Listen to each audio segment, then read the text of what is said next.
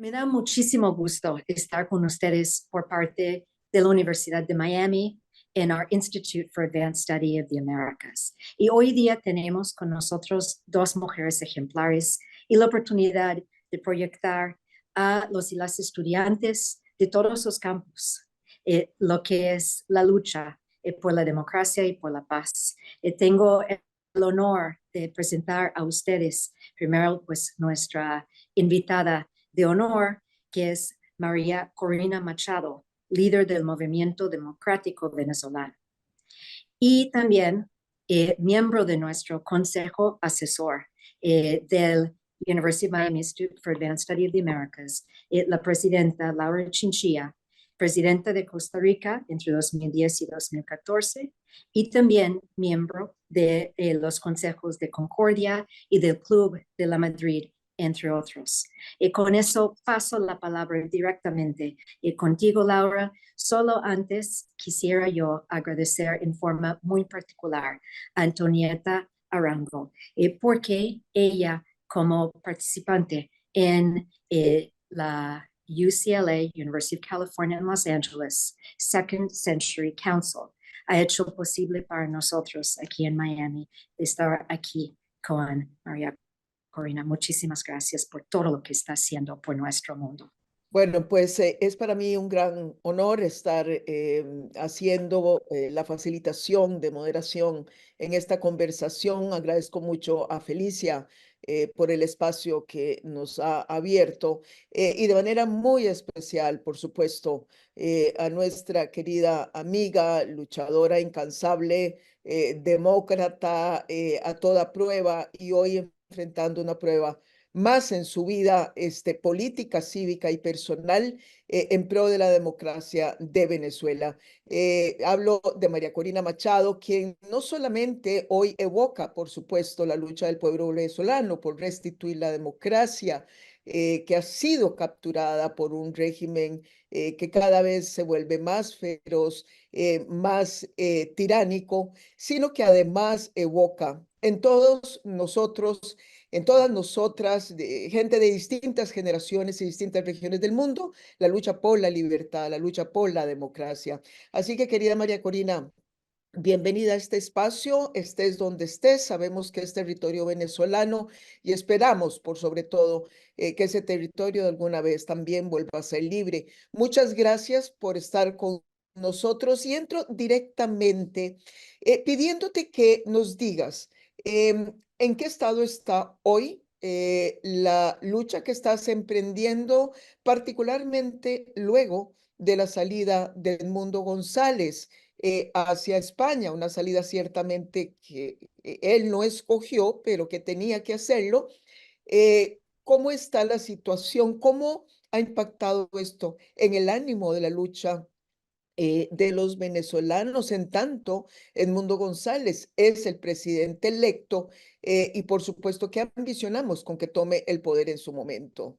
Adelante. Laura, querida, me emociona mucho por verte y compartir estos sentimientos tan profundos en un momento decisivo que está viviendo, yo diría no solo Venezuela, también toda la región. Muchísimas gracias a Felicia, Antonieta, que tanto quiero, porque es una oportunidad fundamental para que gente de todas partes del mundo, pero sobre todo de nuestro hemisferio, tenga además claro cómo lo afecta directamente lo que ocurre en Venezuela hoy y las lecciones que todos los demócratas podemos aprender de lo que ha sido este proceso. Fíjate, estamos viviendo momentos decisivos. La victoria del 28 de julio fue tan contundente, es decir, todo estaba en contra nuestra.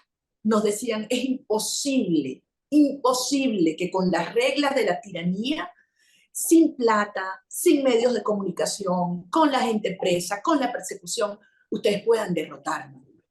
Y lo logramos. Y lo logramos con una organización ciudadana como nunca antes había existido en nuestro país. Pero no solamente lo derrotamos, lo demostramos. En 24 horas teníamos las actas en la mano, escaneadas y puestas en una página web. O sea que usamos la capacidad organizativa, pero también las tecnologías de punta del mundo, lectores de QR, escáneres de altísima capacidad. No sabes lo que tuvimos que hacer para proteger la página, porque nos las bombardearon de todas partes del mundo para tumbarnos, y la cuidamos y la protegimos. Y al final, en estos días, ¿qué ha ocurrido? El Centro Carter, que fue observador, el panel de las Naciones Unidas, que fue observador de las elecciones, y decenas de expertos en el mundo han autentificado la veracidad de nuestras actas y de los resultados. O sea que por primera vez en 25 años le demostramos al mundo que ganamos con las pruebas en la mano. Entonces, esto obviamente generó por parte del régimen una reacción furibunda de represión contra todo el mundo, contra los testigos de las mesas, contra los periodistas, contra los jóvenes que salieron a protestar, contra los que pusieron en sus redes sociales, en WhatsApp o en Instagram o en Twitter, cualquier comentario, los paraban en la calle a los jóvenes y les quitaban los teléfonos. Y si habías puesto algo en favor nuestro o en contra de Maduro, se los llevaban presos y los acusaban de terrorismo y los obligaban a grabar videos alabando a Maduro. O sea, una cosa tan monstruosa que la Comisión Interamericana de Derechos Humanos la califica como prácticas de terrorismo de Estado. No es poca cosa. Y esto está pasando hoy en Venezuela. El régimen pensó que con esto nos iba a desmoralizar y a paralizar. Y ha sido todo lo contrario. Cada día que pasa, Maduro está más débil. Cada día que pasa, nosotros como movimiento tenemos más fuerza adentro y afuera. El régimen quiso forzar a Edmundo a irse del país, lo amenazaron, lo chantajearon con su propia seguridad y la de su entorno, con su vida, y tomó la decisión de irse, pero al régimen se le revirtió, porque toda la verdad ha salido y ahora tenemos al mundo seguro afuera, recibiendo el reconocimiento como presidente electo del mundo. Hoy fue el Parlamento Europeo que lo acaba de aprobar. Así que yo creo que estamos en un momento muy duro en términos de los riesgos, pero avanzando en términos de nuestra fuerza. Te decía que de eso no tenemos la menor duda, de esa fe, de esa esperanza. Es impresionante, quiero decirte, quizás tú no lo notas porque no te miras a ti misma, pero esa enorme fuerza con que has conducido internamente la lucha, eso que ha logrado contagiar a venezolanos de todos los estratos sociales, de todas las edades, de todos los puntos del territorio nacional, un esfuerzo que se dio a lo largo de la campaña y que fue creciendo, era impresionante. Uno no sabía qué era lo que venía después, porque lo que venía después todavía era aún más grande, más movilizador y más emotivo. Ver a los niños abrazarte, a las señoras dándote rosarios, pidiendo que hiciera lo posible porque su gente, sus hermanos, padres, etcétera, regresaran a Venezuela. Esa fuerza la seguís transmitiendo ahora que estamos en esta segunda etapa de la lucha por hacer valer los resultados. Yo quisiera preguntarte, ¿qué te parece que debemos hacer en la comunidad internacional para que esta lucha sea honrada y sea acompañada debidamente de manera que podamos maximizar el esfuerzo y todo lo que ustedes están requiriendo? Dinos cuáles son esas claves, a dónde ves tú la comunidad internacional, los organismos internacionales, los gobiernos, y algo muy importante que voy adelantando algunas de las preguntas que los estudiantes han hecho, el papel de las universidades y de los estudiantes universitarios. Esto es súper importante para nosotros. Primero, solamente ratificar lo que tú decías. Lo que ha ocurrido en Venezuela es una cosa mucho más profunda que una lucha electoral. Si se ve desde esa perspectiva, te quedas en la superficie. Si lo ves abajo, te das cuenta que para nosotros se convirtió en una lucha existencial por la vida, una lucha ética por la verdad y una lucha espiritual por el bien. Y fue una cosa espectacular como nos fuimos reconociendo. Una sociedad que estaba golpeada, que la habían dividido el régimen, sin confianza, defraudada. ¿Cómo sabía Venezuela hace 18 meses? Todo el mundo nos decía, eso es imposible. Si acaso prepárense para el 2030, pero aquí no hay nada que hacer. Así era como nos decían. Es imposible. Lo único que yo escuchaba era es imposible, es imposible, es imposible, es imposible. Y el país nos fuimos reencontrando y nos dimos cuenta que tenemos profundos valores comunes, que no es solamente el repudio al sistema, con toda su corrupción y maldad, es lo que queremos. Queremos vivir en un país con dignidad, donde haya respeto unos a otros, un país donde todos tengamos la oportunidad de surgir con nuestro esfuerzo, decente, honesto, ¿sabes? Y un anhelo poderosísimo, que nuestros hijos regresen a casa. Y cuando nos encontramos allí, yo dije, los derrotamos, al régimen lo derrotamos, primero espiritualmente, después políticamente y después electoralmente.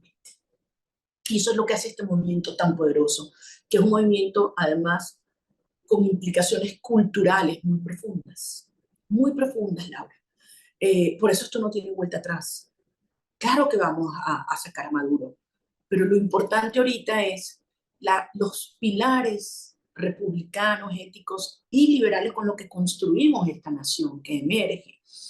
Y yo creo que esto representa, y lo digo con humildad, aprendizajes para muchos otros países, no solamente de lo que se puede hacer por Venezuela y por qué Venezuela es tan importante a un muchacho que estudia en una universidad en los Estados Unidos, o en Europa, o en Asia. Es muy importante, te afecta directamente, pero también cómo lo que nosotros hemos hecho sirve para fortalecer las instituciones democráticas en estos otros países y el entendimiento entre la sociedad. Siempre dicen que las campañas políticas buscan polarizar. Nosotros hicimos una campaña uniendo y ganamos. Y nos dicen que las campañas no se pueden ganar sin plata. Nosotros no teníamos un centavo. Que no se pueden ganar sin medios de comunicación. Yo no tuve una sola entrevista en radio o televisión. Que no es posible sin grandes asesores, estrategas y con posters. No, aquí no habían posters. Aquí cada venezolano sacaba su cartón y escribía cosas que no las puedo decir aquí en horario infantil, pero le salían del alma. Lo único que había era, en abundancia, era abrazos y amor. Amor. Amor por el país, amor por nuestros hijos, amor por la verdad. Eso es lo que ha unido a Venezuela. Por eso yo hoy le transmito a la comunidad educativa, profesores y estudiantes, por favor entiendan que lo que está ocurriendo en Venezuela no es una lucha de izquierda contra derecha. No, esto es otra cosa. Es muy superior. Es una lucha por la verdad, por la justicia y por la libertad. Les preocupa la migración en algunos casos. A mí también. Y la única manera de pararla es que los jóvenes venezolanos sientan que su futuro está aquí. Y cuando logremos eso, va a haber migración, pero de Estados Unidos y de América Latina de vuelta a Venezuela, que es lo que yo quiero, es mi anhelo. Entonces, creo que hoy no hay lucha más importante para los valores de la libertad, de la justicia y de la verdad en todo el hemisferio que lo que está ocurriendo en Venezuela. De acuerdo, no tengo la menor duda también de que eso es así. América Latina ha sido la región en donde, tristemente, después de habernos convertido precisamente en un faro, ¿no?, de luz en materia democrática, porque fue la primavera democrática más hermosa que tuvo el mundo por muchísimos años, nos mantuvimos en esa dirección, pero en los últimos 10, 15 años hemos ya perdido de 2 a 3 democracias y pareciera desgraciadamente que la tendencia se profundiza. Todos los indicadores nos dicen eso, ¿no? América Latina es la región en donde más se experimenta el deterioro democrático, ya por 6 o 7 años consecutivos, casi todos los indicadores bajan. Pero fíjate tú que hay un indicador, porque definitivamente aquí la clave es la gente, ¿no? Los liderazgos son importantes, ciertamente, son los que inspiran, los que conducen, los que marcan el camino, pero la gente tiene que reaccionar, tiene que asumir ese papel de compromiso. Y el único elemento que nos genera esperanza en este momento en América Latina es precisamente la participación de la gente. Eso lo dicen todos los estudios. Es decir, la única variable democrática que sigue expresándose con fuerza es el deseo de la gente de participar. Van a las elecciones. Es algo que ha sido un fenómeno especial en Venezuela. ¿Cómo es posible que después de tantos años de vivir bajo tantas restricciones, el venezolano sigue confiando en el poder de su voto? Y cómo, a pesar de que se lo arrebatan, sigue estando dispuesto a esa lucha? ¿Cuáles son un poco, dinos, esas claves que podemos exportar de la experiencia Venezuela al resto de la región? Porque aquí, María Corina, hay que aprender de que no podemos esperar hasta que todo esté mal. A veces actuamos con la lógica de que todo está bien hasta que todo esté mal. Hay signos que nos van advirtiendo de ese deterioro. ¿Qué consejos darías en ese sentido? ¿Qué observar? Y luego, efectivamente, ese papel de la gente de compromiso con su democracia. Mira, te escuchaba y me acordé de una experiencia que tuve el año pasado, cuando todo estaba arrancando. Veníamos de un viaje larguísimo por carretera, porque yo no puedo agarrar avión, y nos paramos, era así como un domingo como a las 6 de la tarde a comernos algo en uno de esos restaurantes de carretera. Y cuando me ve el mesonero, que era un señor muy humilde, se me viene encima y me abraza y me dice: aquí estoy yo soy su jefe del comando de campaña en tal comunidad. Y yo le digo: disculpe, pero ¿dónde queda esa comunidad? Ah, no, no, eso es un caserío que tiene aquí a hora y media de aquí. Ahí lo que son 15 casas. Y digo: ¿en serio? ¿Y quién te nombró jefe del comando? Me dijo: yo mismo. Y yo: ¿cómo? Sí, sí, yo me nombré. Y mira, me enseña la foto de su casa. Había pintado mi cara, horrible. Salía, pero con tanto cariño. Yo dije: esto es. Y allí surgió la idea de los comanditos. ¿Qué fue los comanditos? Yo le dije a los venezolanos: nadie te tiene que decir cómo te organices. Tú organízate. Organízate. Busca 10 personas en las que tú confíes. De tu trabajo, con los que juegas bolas criollas, con los que te tomas unas cervezas en la noche, con los que estás en el chat del WhatsApp, con los que te pones a rezar. Busca tu familia, lo que tú quieres. Laura, empezamos con esta campaña de los comanditos. Mi meta era llegar a unos 20, 30 mil en todo el país. ¿Sabes cuánto logramos? 69.500. Si los multiplicas por 10, esos son 700.000 personas organizadas. Esos fueron los ciudadanos que hicieron posible, además de toda la estructura de defensa del voto, que pudiéramos hacer valer la voz de los venezolanos. La gente se lo agarró. Esto no era yo. No, no, no, ni el mundo, ni los partidos. Esto fue un proceso que se lo apropió la gente. Y no teníamos plata. Y como 2 o 3 semanas antes de la elección, uno de los dirigentes de los partidos me dice: bueno, María Corina, ya está, dinos cuándo es que nos van a mandar la logística. Yo como que la logística, pero sí, sí, sí, la plata para el transporte de los testigos, la plata para que puedan dedicar ese día y además para la comida. Y yo le dije: no hay plata.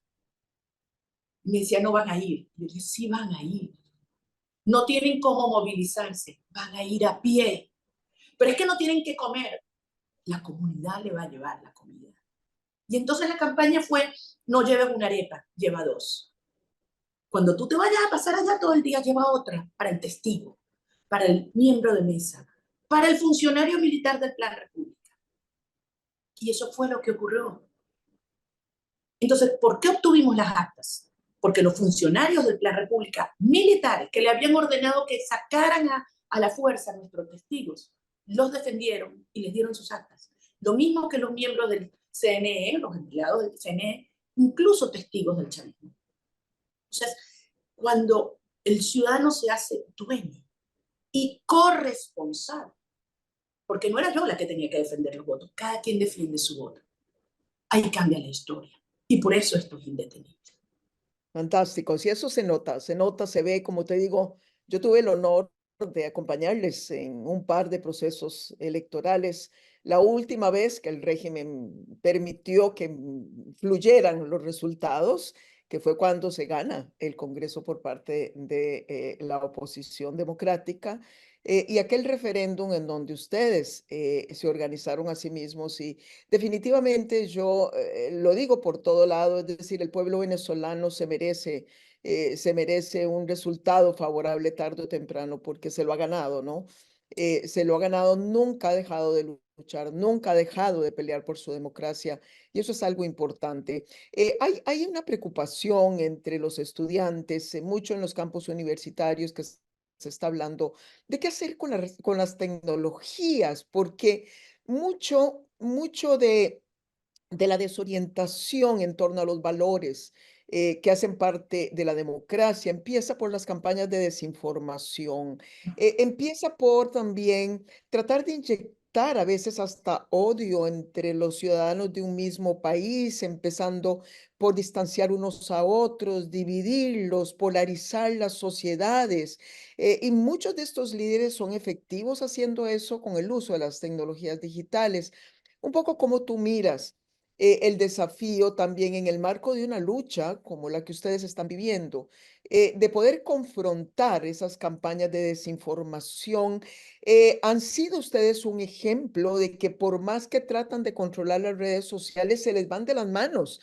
Es más, en Venezuela las redes sociales se convirtieron en la alternativa ante medios que estaban cooptados. De manera que danos algunas reflexiones también sobre este particular. Mira, es que estas cosas siempre tiendo a ser muy práctica. No son buenas o malas, depende del uso que tú le das. Todo. Las redes, el petróleo, cualquier instrumento que tú tengas. Y allí entra, obviamente, la responsabilidad individual. Y yo sí creo que el liderazgo, no solamente político, tiene una gran responsabilidad. Porque efectivamente, para mí, tú antes me lo preguntabas, las primeras señales de preocupación a una sociedad es cuando vienen esas estrategias de enfrentamiento en cualquier eje, racial, económico, religioso. Nosotros lo vivimos. O sea, el chavismo nos dividió en todos los planos, ¿no? Ricos y pobres, negros y blancos, izquierda y derecha, los de la cuarta, los de la quinta, los que estamos adentro, los que están afuera. Por eso yo digo que este movimiento nuestro fue una especie de movimiento de redención, ¿sabes? Y de reencuentro, ¿no? Y cuando te dicen que para ganar en política tienes que polarizar, absolutamente no. No en términos de dividir a la gente.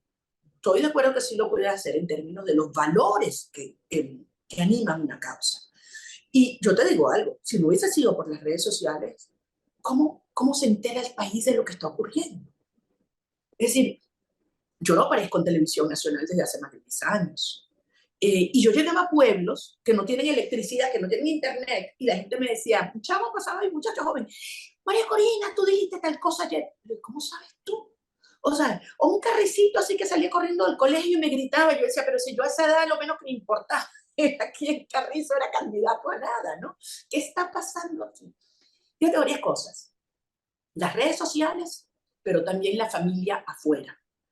Muchas personas me decían, yo me enteré porque mi mamá que vive en Lima me dijo que tú venías para este pueblo hoy. Y yo no tengo internet en mi casa, pero me encaramos en el techo o voy a tal sitio, aprovecho hablo con mi mamá. O mi hermano que está en Miami me dijo que tal. Y entonces fue espectacular. Yo decía, nos están bloqueando los medios, pero nuestra diáspora se ha convertido en el canal de información y de integración. Poderosísimo, poderosísimo. Así que yo creo que hoy la gente además ha aprendido mucho en Venezuela con los temas de desinformación. La gente va a las fuentes confiables. Y yo creo que eso es una decisión que cada uno tiene que asumir con mucha responsabilidad. Porque es que, bueno, a mí me dijeron, no. Tú tienes que saber quién te dice y quién no te dice. Y evaluar en quién confías y en quién no confías.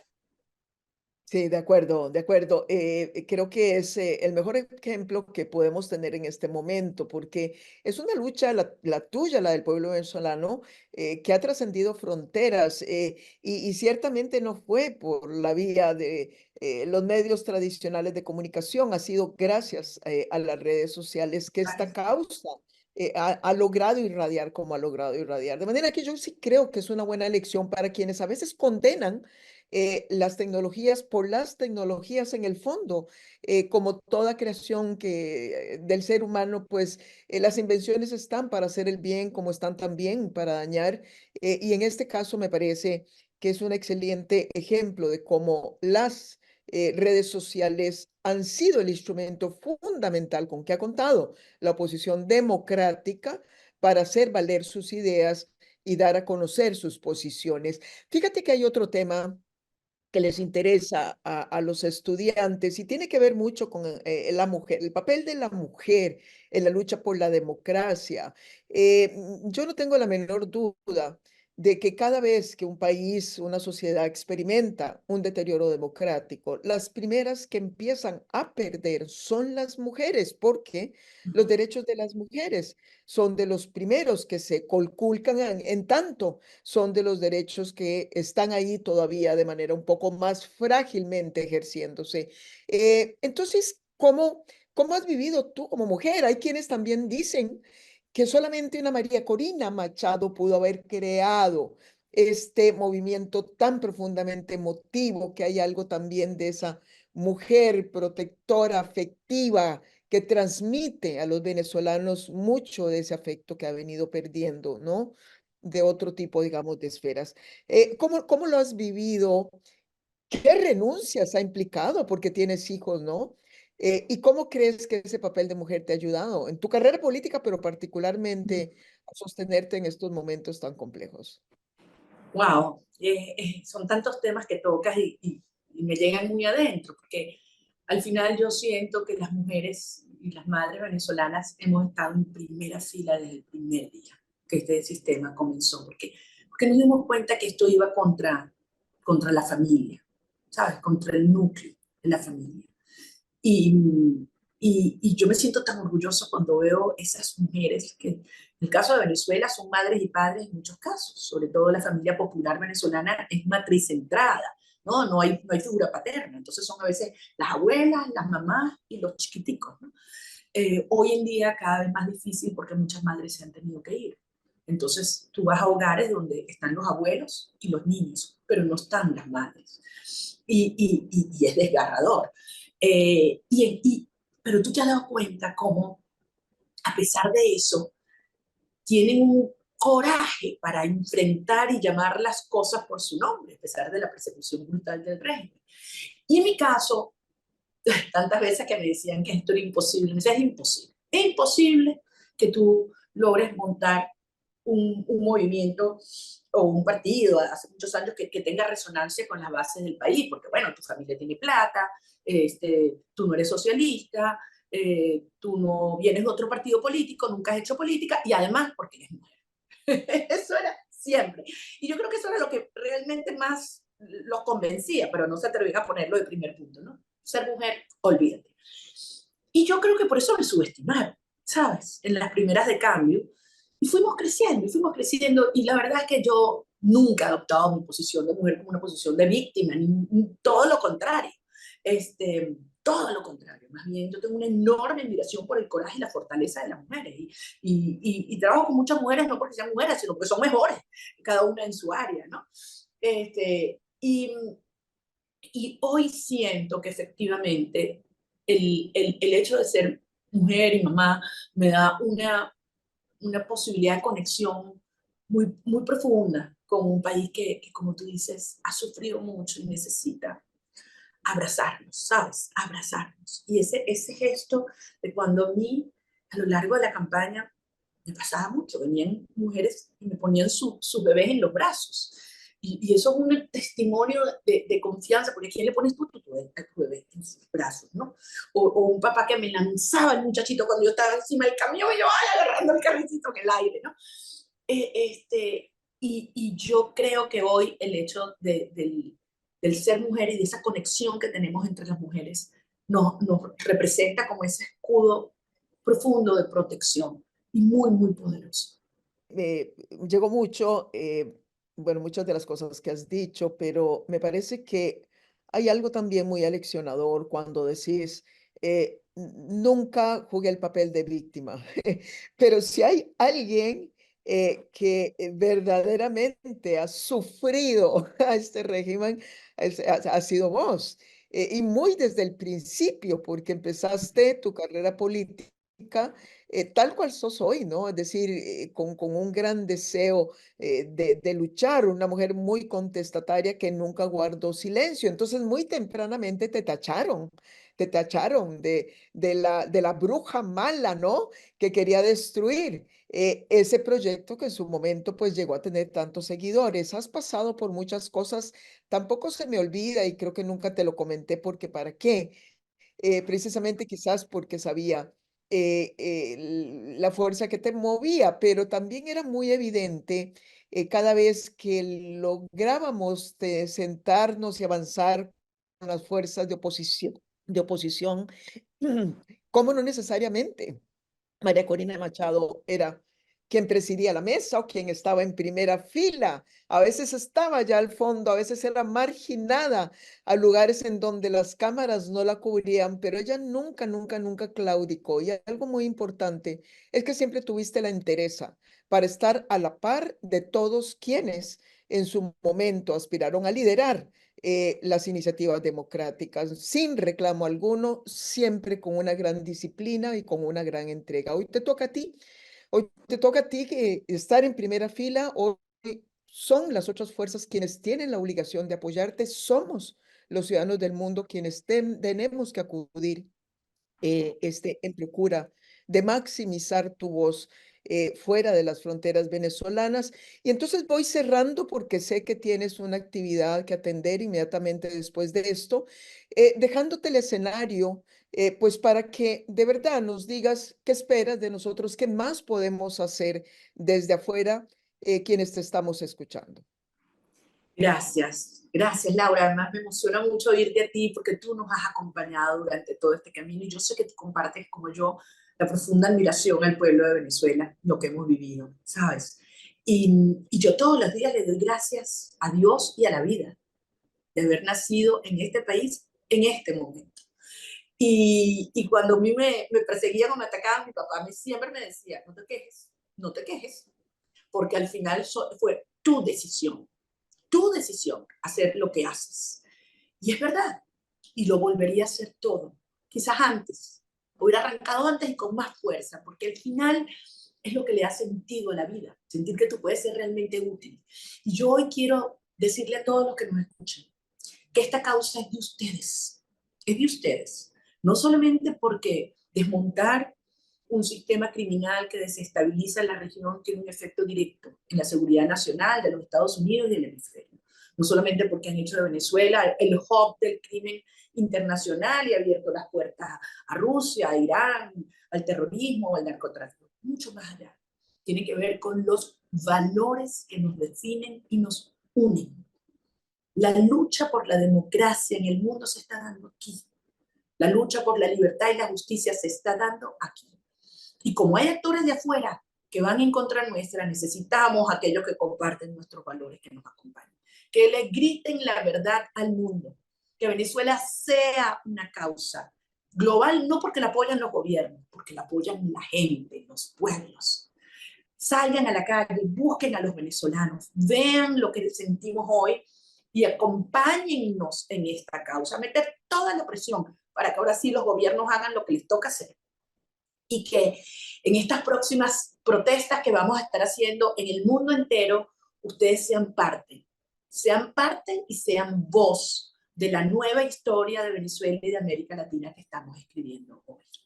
Bueno, fantástico. Yo creo que nos has dejado aquí una tarea que no cuesta nada, que es la tarea número uno de seguir defendiendo con convicción desde nuestras pequeñas trincheras como ciudadanos, como estudiantes, como trabajadores, etcétera, la causa de la democracia. Segundo, entender que la causa de la democracia no tiene fronteras, no tiene nacionalidad.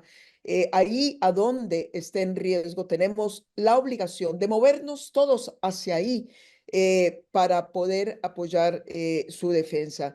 Y finalmente nos quedamos con ese mensaje de optimismo en medio de tanta dificultad que estás viviendo. Te agradecemos muchísimo, te deseamos lo mejor y quiero que sepas que de verdad es muchísima la gente que está contigo, que te está apoyando, que estamos rezando, pero que también con el mazo dando en aquellos espacios en donde podemos reclamar aún más apoyo de parte de gobiernos, dirigentes, etcétera. No sé si, Felicia, tú quieres decir algo y también tenemos aquí a Antonieta. Muchísimas gracias a las dos. Para nuestra comunidad estudiantil en Estados Unidos y alrededor del mundo, sus palabras, su ejemplo es tan importante. Yo decía, claro que para la región, claro que para Venezuela, pero también a nivel mundial. No me queda más, excepto por parte de la Universidad de Miami y su Institute for Advanced Study of the Americas, agradecerles a ambas, a la presidenta Laura Chinchilla y al líder de nuestro mundo y de nuestra región, María Corina Machado, y sobre todo también a Antonieta Arango, quien hizo posible para la Universidad de Miami tenerlas acá con nosotros, tenerla acá con nosotros. Estamos muy agradecidos y estaremos proyectando y compartiendo estas palabras, esta entrevista, este espíritu con nuestra comunidad estudiantil. Muchísimas gracias. Gracias a ustedes. Gracias. Y Dios Te quiero mucho, Laura. Un beso. Gracias.